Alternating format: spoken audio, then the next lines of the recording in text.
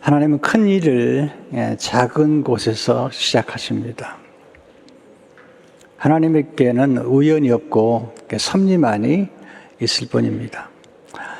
예수님이 태어나신 것은 화려한 왕궁이 아니라 베들레헴 마구간 구유 위에 태어나셨습니다. 오늘 요금 2장 1절에서 5절을 보면 그때 가이사 아구스도가 영을 내려 천하로 다 호적하라 했으니 이 호적은 구레뇨가 수리아 총독이 되었을 때에 처음 한 것이라. 모든 사람이 호적하러 각각 고향으로 돌아가매 요셉도 다윗의 집 족속이므로 갈릴리 나사렛 동네에서 유대를 향하여 베들레헴이라 하는 다윗의 동네로 그 약혼한 마리아와 함께 호적하러 올라가니 마리아가 이미 잉태되었더라. 갈릴리 나사렛 동네에서 이제 베들레헴에 가서 아이를 낳게 된 것입니다. 예수님이 태어나신 장소를 구약에 예언했는데 미가서 5장 2절에 보면 베들레헴 에브라다야 너는 유다 족속 중에 작을지라도 이스라엘을 다스릴 자가 내게로 나올 것이라. 그의 근본은 상고에 영원에 있느니라. 예수님이 태어날 장소를 작을지라도 하나님은 작은 곳에서 위대한 일을 조용하게 시작하십니다. 베들레헴의 뜻은 떡집이란 뜻입니다. 베들레헴, 마구간, 구유. 이것들이 주는 메시지가 무엇인지 같이 좀 공부하면 좋겠습니다. 첫째, 예수님은 작은 떡집에 생명의 떡으로 태어나셨습니다. 베들레헴은 떡집입니다. 작은 고을이죠. 하나님은 작은 것을 소중히 여기십니다. 베들레헴은 작은 고을이고 예수님이 작은 아이로 태어난 것입니다. 첫 번째 아담은 처음부터 컸어요. 그런데 마지막 아담 예수님은 작은 아기로 태어나셨습니다. 예수님 천국을 말씀하실 때 작은 겨자씨의 비유로 말씀하셨습니다. 여러분, 작은 씨앗 속에 큰 나무가 담겨 있습니다. 작은 밀알 속에 많은 열매가 담겨 있습니다. 예수님이 자신을 작은 밀 하나에 비유하셨습니다. 요한복음 12장 24절을 보게 되면 내가 진실로 너에게 이르노니 한 알의 밀이 땅에 떨어져 죽지 않으면 하나 그대로 있고 죽으면 많은 열매를 맺느니라. 작은 것 속에 엄청난 잠재력이 담겨 있습니다. 작은 것을 소중히 여기는 것이 지혜입니다. 하나님은 작은 것에 충성된 자를 칭찬하십니다. 지혜는 작은 것을 소중히 여기는 것입니다.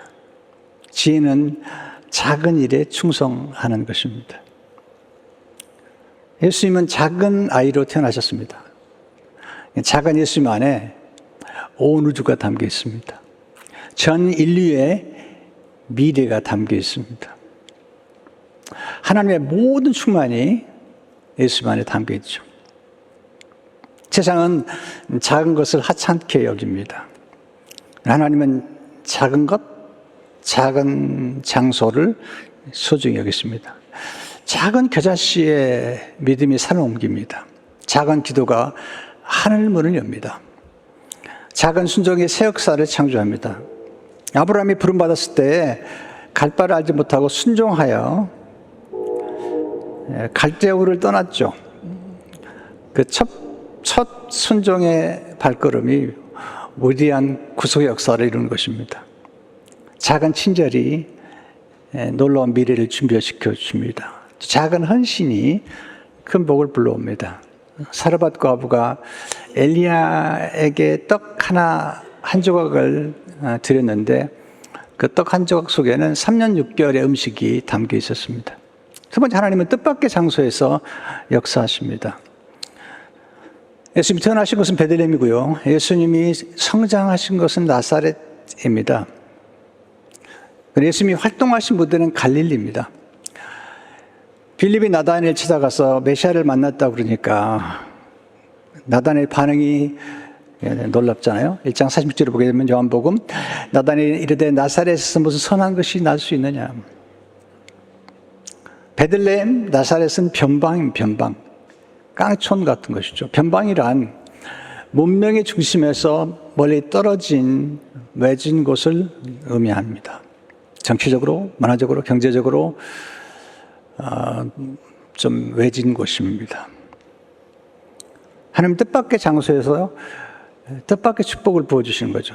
요셉 같은 경우는 감옥에서 하나님 축복해 주신 것도 보게 되죠.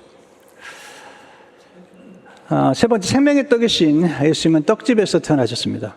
베들레헴은 떡집이고 교회도 떡집이죠. 사실은 예수님은 생명의 떡으로 오셨습니다.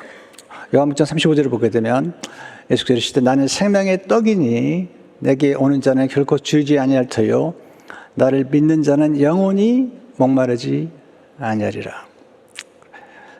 주님께서 생명의 떡에 대해서 말씀하시고 내 살이 곧 생명의 떡이다. 그리고 내가 너에게 이른 말이 곧 생명의 떡이다. 예수님의 말씀이 생명의 떡이고 예수님이 살과 피가 생명의 떡이고 그리고 참된 음료라고 말씀하십니다. 예수님이 왜 육신을 입고 오셨냐면 그래야만이 예수님 몸의 살과 피를 줄 수 있기 때문입니다. 예수님을 먹는다는 것은 말씀을 먹는 것이고요. 그래서 예수님이 말씀으로 오셨죠. 요한복음 1장 14절에 말씀이 육신이 되어 우리 가운데 거하심에 그리고 그 말씀이 곧 영이여 생명입니다. 요한복음 1장 3절에 보면 살리는 것은 영이니 육은 무익함이라. 내가 너에게 이른 말은 영이요 생명이라. 지금 말씀이 지금 전파되고 있잖아요. 그 말씀이 생명이고 영이고 우리에겐 떡인 것입니다. 네 번째, 하나님은 뜻밖의 사람들에게 좋은 소식을 전해주십니다. 누가는 천사들이 예수님의 성탄 소식을 목자들에게 전했다. 이걸 아주 강조하고 있어요. 오늘 8절, 11절을 보시면 그 지역의 목자들이 밤에 밖에서 자기 양떼를 지키더니 주의 사자가 곁에 서고 주의 영광이 그들을 두루 비추매 크게 무서워하는지라. 천사가 이르되 무서워하지 말라. 보라 내가 온 백성에게 미칠 큰 기쁨의 좋은 소식을 너에게 전하노라. 오늘 다시 동네에 너희를 위하여 구주가 나셨으니 곧 그리스도 주시니라. 큰 기쁨의 소식을 목자들에게 전해 주신 겁니다. 그 당시에 목자들은 아주 가난했습니다. 교육을 제대로 받지 못한 사람들입니다. 천한 직업이고요. 그리고 유대 사회에서는 부정한 사람으로 취급이 되었습니다. 왜냐하면 유목민은 그 직업상 정결예법을 지킬 수가 없었기 때문에 부정한 사람들로 취급이 되었던 것입니다. 근데 이 목자들이 치는 양이 나중에 그 예루살렘에서 번제로 드려질 양이 되는 거죠. 그러니까 목자들이 드리는 양처럼 예수님도 목자로 오셨고 또 어린 양으로 십자가에서 죽으신 것을 보게 됩니다. 목자들은 밤에 깨어 있었습니다. 그리고 그들은 그들에게 주어진 일을 성실히 감당했습니다. 저는 성경을 읽을 때마다 깨달은 것 중 하나는 뭐냐면 하나님께서 열심히 성실하게 일하는 사람들에게 찾아오신다는 거죠. 일터에 찾아오신다. 하나님 일을 굉장히 소중하게 여기십니다. 그래서 요셉도 목동이었고 다윗도 목동이었고 그리고 다윗도 일하는 목동의 현장에서 그를 부르시고 예수님의 제자들도 고기 잡는 현장에서 그들을 부르셨습니다. 일을 절대로 소홀히 할 생각하지 마세요. 나중에 나이가 들어서 은퇴하시더라도 교회 일이든지 아니면 자원봉사든지 간에 힘이 닿는 대로 일을 하십시오. 일은 굉장한 축복이고 또 하나님의 놀라운 은혜를 경험할 수 있는 축복의 통로가 되기 때문입니다. 깨어있었기 때문에 수많은 천군 천사를 만나게 된 것이죠. 13절 15절을 보게 되면 어린 수많은 천군이 그 천사들과 함께 하나님의 찬송하여 이르되 지극히 높은 곳에서는 하나님께 영광이요 땅에서는 하나님이 기뻐하신 사람 중에 평화로도 아니라 천사들이 떠나 하늘로 올라가니 목자가 서로 말하되 이제 베들레헴으로 가서 주께서 우리에게 알리신 바 이 이루어진 일을 보자 하고 그리고 가죠. 16절 10절을 보게 되면 빨리 가서 마리아 요셉과 그의 누인 아기를 찾아서 보고 천사가 자기들에게 이 아기에 대하여 말한 것을 전하니 듣는 자가 다 목자들이 그들에게 말한 것들을 놀랍게 여기되 마리아는 이 모든 말을 마음에 새기어 생각하니라. 목자들은 자기들에게 이르던 바와 같이 듣고 본 그 모든 것으로 인하여 하나님께 영광을 돌리고 찬송하며 돌아가니라. 성경은 예수님이 태어난 장소가 구유다. 구유가 메시아의 표적이다고 말씀하시죠. 두 번째 우리가 배우는 예수님은 낮고 작고 비천한 구유에 태어나신 구주이십니다. 예수님 수산하기 위해서 여관을 찾았는데 여관이 없어서 마구간에 태어나시잖아요. 누가복음 7절을 보시면 첫 아들을 낳아 강보로 싸서 구유에 누였으니 이는 여관에 있을 곳이 없음이로라. 예수님이 오셨는데 예수님이 머무실 곳이 없어요. 그런데 문을 열어주는 곳이 있었는데 그게 마구간이었습니다. 그 마구간에 예수님이 태어나셨다. 하나님께서 마구간을 찾아가셨다. 참 놀라운 감동이 있죠. 이 마구간과 구유에 대한 깊은 묵상을 하면서 며칠 지냈습니다. 첫째, 예수님은 마구간과 같은 우리 마음에 들어오시기를 원합니다. 마구간은 동물, 그 당시에 소와 말이 사는 곳이고 거기에 구유, 여물통이 있고 그리고 소와 말에 배설물이 있는 곳이에요. 깨끗한 곳이 아닙니다. 그런데 거기에 예수님이 태어나셨습니다. 여관과 비교해 보면 오늘날의 병원과 비교해 보면 초라하고 또 불결하고 냄새나는 곳입니다. 제가 하나님을 믿고 여기까지 오면서 때로는 늘 주님을 가까이 한다고 힘쓰지만 제 마음속에 보여드리고 싶지 않은 제 마음의 방들이 있습니다. 그게 마구간입니다. 주님이 과연 이렇게 누추하고 추하고 또 냄새나는 내 마구간 같은 마음에 오실 수 있을까 생각하다가 이번에 너무 큰 위로를 받았습니다. 우리 주님이 마구간에 오셨다. 그리고 우리 있는 모습 그대로 사랑하시면서 우리를 아름답게 만들어 가시는 거죠. 이번에 이제 말씀 준비하면서 존 마크 코모의 책을 읽다가 우리 마음이 참 그 마구간 같은데 하나님이 찾아오셔서 우리를 있는 그대로 사랑하시고 또 우리를 아름답게 만들어 가신다는 생각을 하게 됐습니다. 존 마크 코모 목사님이 자기 멘토가 자기에게 해준 조언을 책에 기록하고 있습니다. 내 영적 지도자가 했던 조언을 평생 잊지 못하리라. 당신의 죄 가운데 앉아 하나님의 사랑을 경험하세요. 이는 죄책감을 느끼지 말고 계속해서 죄를 지으라는 말이 아니다. 그가 한 말은 이런 뜻이었다. 죄를 짓거든 당신도 나도 죄를 짓기 마련입니다. 하나님께 숨기지 마세요. 있는 그대로 드러내세요. 그러면 하나님이 있는 그대로 사랑해 주실 것입니다. 그리고 그 사랑을 경험하면 하나님이 원하시는 사람으로 변해갈 수 있지요. 하나님이 우리가 깨끗해서 구원하신 게 아니죠. 우린 다 죄인이고 우린 다 냄새나는 사람들인데 예수님이 우리 안에 들어오셨어요. 그리고 싫다고 말씀하지 않으시고 사랑하시고 예수님이 들어오신 순간 이 마구간이 빛나는 자리가 된 것이죠.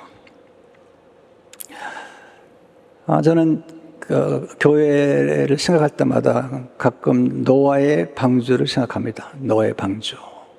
우리 노아의 방주를 구원의 방주라고 말하잖아요. 여러분, 노아의 방주가 어땠을 것 같아요? 깨끗했을 것 같아요? 냄새가 안 났을 것 같아요? 아니면 조용했을 것 같아요? 여러분, 노아의 방주는 냄새가 났어요. 온갖 짐승들이 다 있었고요. 분비물이 있었고요. 메탄가스가 얼마나 났을지 모르겠어요. 시끄러웠을 것 같아요. 근데 우리는 교회 오면 교회가 아주 완벽하고 깨끗해야 된다고 생각하는 사람들이 있어요. 사실 그렇지 못하면서요.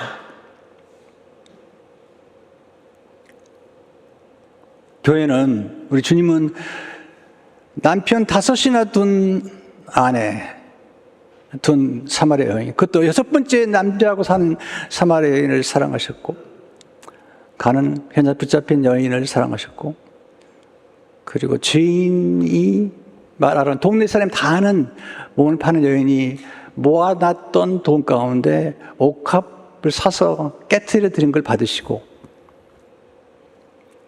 우리는 얼마나 사람들을 쉽게 정죄하는지 모르죠. 필립 얀시가 쓴 책에 보면 Amazing Grace라는 책이죠. So Amazing Grace, 은혜라는 책인데, 어떤 몸을 팔면서 살 수밖에 없는 여인에게 얘기했습니다. 너무 그러지 마시고 교회 좀 가보시라고 그랬더니요, 교회요? 교회 가면 얼마나 이상한 눈으로 보면 돼요. 교회요?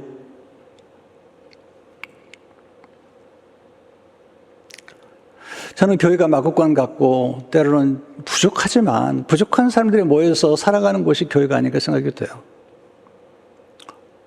이미 목회하다 보니까 참 여러 가지 어려운 일만 겪었습니다. 그러나 저는 이민교회를 참 소중히 여기고 또 앞으로도 소중히 여기며 살아갈 것입니다. 제가 목회 초기에 정말 힘들게 느껴졌던 분을 만났어요. 정말 힘들게 느껴져요. 너무너무 어렵게 하시는 거예요. 근데 교회는 아주 열심히 해요. 근데 너무너무 어렵게 하시는 거예요. 저를 불편하게 하시고 힘들게 하시는 거죠. 목회를 해야 되나 안 해야 되냐라고까지 고민할 만큼 힘들었어요. 그러다가 한 번은 잠언 있는 중에 잠언 있는 말씀 앞에서 그냥 퍽 제가 터졌습니다. 이런 말씀이 있더라고요. 잠언에 보니까요. 서가 없으면 구유가 깨끗하거니와 서가 없으면 힘을 쓸 수 없느니라. 아, 그렇지. 이분은 소 같은 분이에요. 이분이 없으면 힘을 쓸 수가 없는 거죠. 교회도 보면 정말 일꾼들이 있잖아요. 일을 열심히 하다 보니까 좀 그렇죠. 그렇지만 그런 분들이 있으니까 또 교회가 움직여지는 건데, 우리 너무 깨끗하고. 한번 동부에 있는 어떤 교회에서 연락이 왔던 거 기억이 나는데, 목사님 교회 와 설교해 주세요. 우리 교회는 박사가 몇 명이고 의사가 몇 명이고. 불편했습니다. 그건 교회가 아니다. 그건 교회가 아니다. 교회는 아무나 와야 되는 것이죠. 저도 가끔 그런 얘기를 해요. 목사님들 오시면 우리 교회 의사가 많다고. 나도 못됐죠. 근데 사실 교회는 그런 곳은 아니잖아요. 누구나 와도 좋아야 되는 것이잖아요. 우리 교회를 방문했던 한 분이 와서 예배를 드리고 가면서 그런 얘기를 했다고 그래요. 혼자 살면서 아이를 키우는 엄마인데, 제가 다니던 교회에 어쩔 수 없이 혼자 살 수밖에 없는 상황이 됐는데, 이혼할 수밖에 없는 상황이 됐는데 교회 다닐 수가 없더래요. 이상한 눈초리를 찾고 해서. 여러분, 교회가 어떤 곳이어야 될까요? 책은담이란 책에 보면요, 그런 말이 나옵니다. 깨끗한 물에는 고기가 살지 않는다. 여러분, 굉장히 중요한 원리인 거예요. 사실 교회는 생명이 자라는 것이고, 또 우리 몸 전체 속에는 다 깨끗하지 않아요, 우리 몸에는요. 좋은 균도 있고 나쁜 균도 있으면서 그것들이 다 우리 몸 안에 있는 거죠. 교회는 그리스도의 몸이죠, 몸. 때문에 여러 종류의 사람들이 와야 되는데 언제부터 각 교회가 이런 사람은 오면 안 됩니다. 이런 성향을 가진 사람은 오면 안 됩니다. 이런 정치적 성향을 가진 사람은 오면 안 됩니다. 이런 정치적 성향을 공개적으로 말하지 않은 사람은 오면 안 됩니다. 이러다 보니까 교회가 텅텅 비기 시작했습니다. 선긋기, 줄긋기를 하기 시작한 거죠. 근데 주님은 경계선상에서 성도들을 다 받아들였습니다.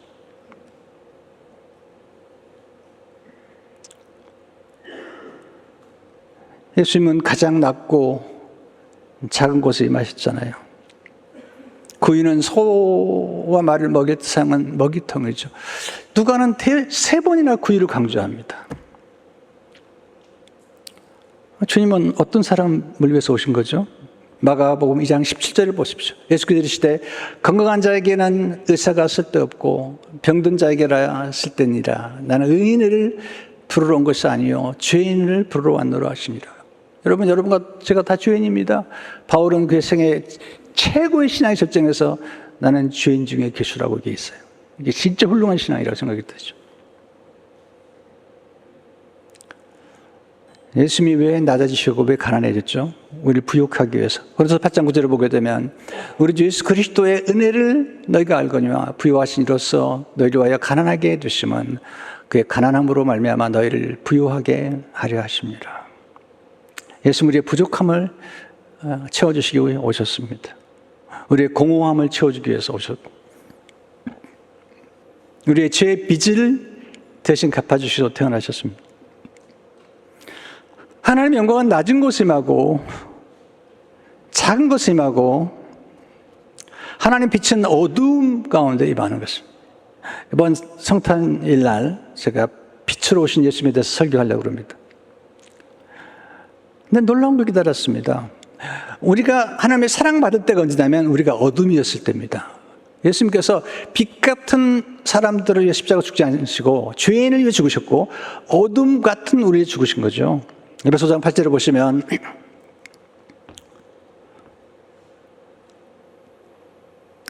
너희가 전에는 어둠이더니 이제는 주 안에서 빛이라 빛의 자녀처럼 행하라. 전에 우리가 어둠이었을 때 주님이 십자가 돌아가신 거예요. 어둠이었던 죄인들을 십자가 돌아가신 것인지 빛의 자녀들을 위해서 십자가 돌아가신 게 아닙니다. 어둠이었던 어둠의 자녀들에게 위해서 십자가 돌아가신 다음에 우리가 예수님 덕분에 빛의 자녀가 된 거죠. 이걸 우리가 이해한다면 복음을 좀 더 이해할 수 있지 않을까. 또 사람들을 좀 품고 좀 받아들이는데 좀 넓은 가슴을 가질 수 있지 않겠는가 그런 생각이 들어요. 세 번째 예수님 빈 마음과 혼돈스러운 마음과 낮은 마음이 마시죠. 빈 마음. 예수님이 여관이 없어서 마구간이 열려 있었습니다. 또 구유가 열려 있었잖아요. 또 마구간은 더럽고 혼돈스러웠는데 거기 임한 것이죠. 그게 하나님의 역사라는 생각이 들어요.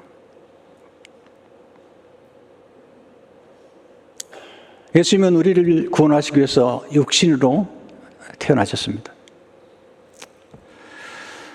왜 육신을 입고 태어나셨을까? 우리 인간이 경험하는 모든 고통을 다 경험하시기 위해서 태어나신 거죠. 히브리서 2장 18절을 보면 그가 시험을 받아 고난을 당하셨은 즉 시험 받는 자들을 능히 도우실 수 있느니라.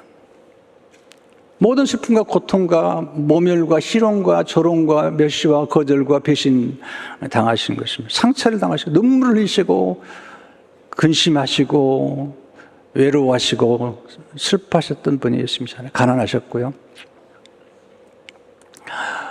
예수님이 성육신 하죠. 우리가 똑같은 우리가 예수님의 십자가를 사랑하는 이유가 뭐죠? 십자가를 사랑하시는 예수님 십자가의 고난을 받으셨기 때문에 우리가 예수님의 부활의 영광을 기뻐하지만 우리가 정말 사랑하는 것은 예수님의 십자가요 예수님의 고난 받으신 거잖아요.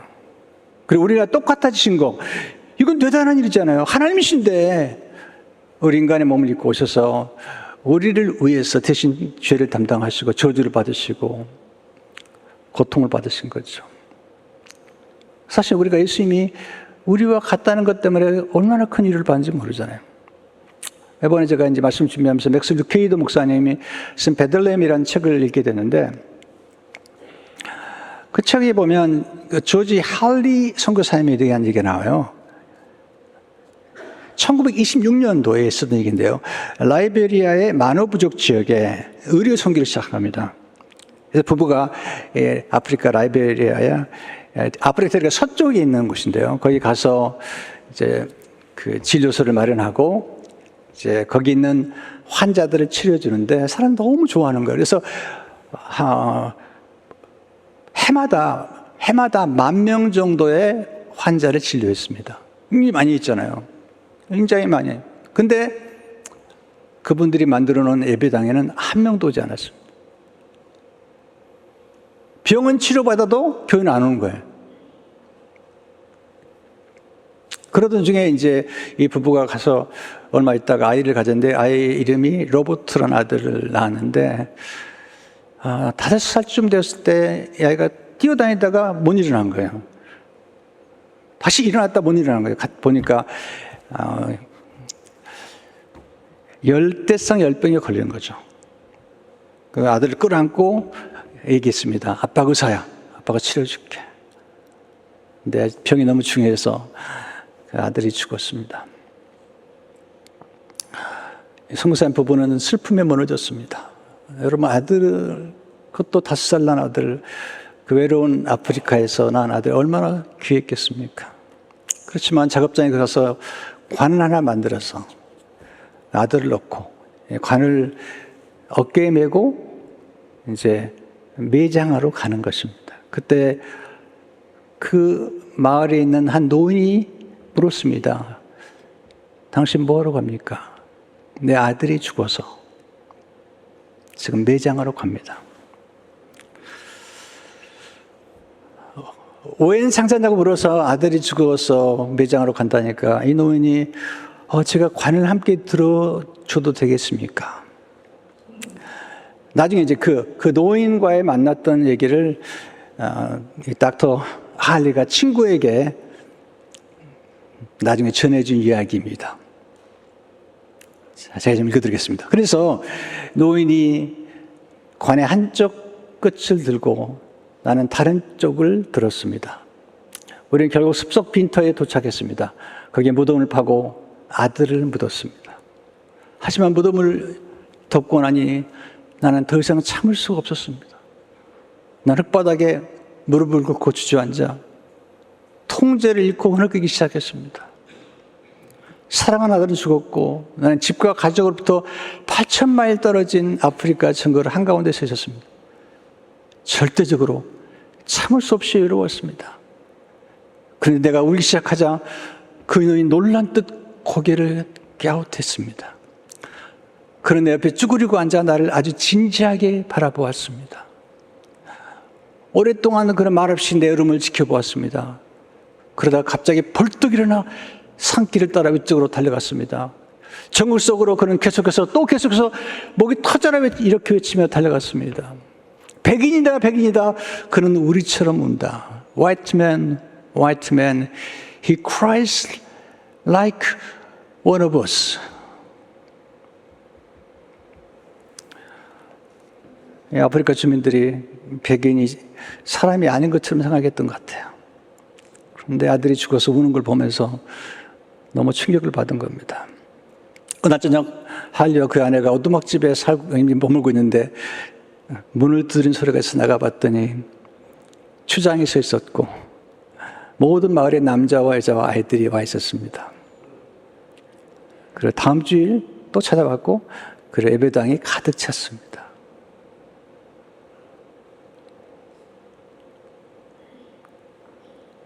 아들을 묻고 울며 고통스러워하는 선교사를 보면서 우리가 똑같은 사람이구나. 그런데 우리를 도와주러 왔구나. 그래서 복음을 받아들인 것이죠.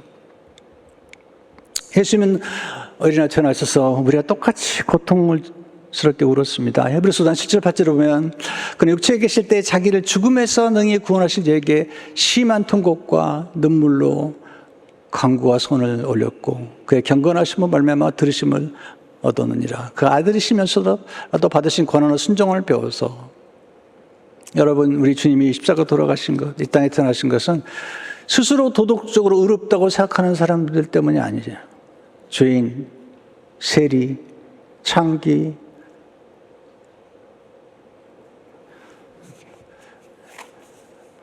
마국간처럼 냄새나고 방주처럼 시끄러운 그런 우리 마음에 오시고 우리를 구원하러 오신 것입니다.